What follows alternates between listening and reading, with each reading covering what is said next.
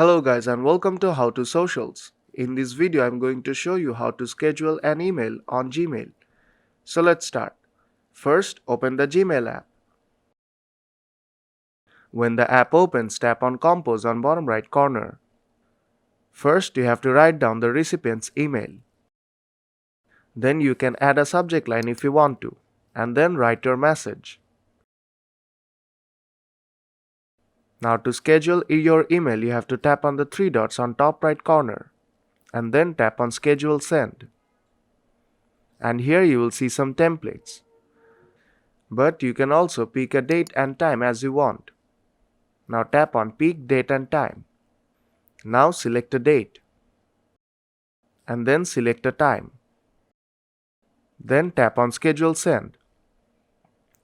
And this email will be scheduled for that time. So if this video helped you out, then don't forget to leave a like. And I'll see you in the next tutorial.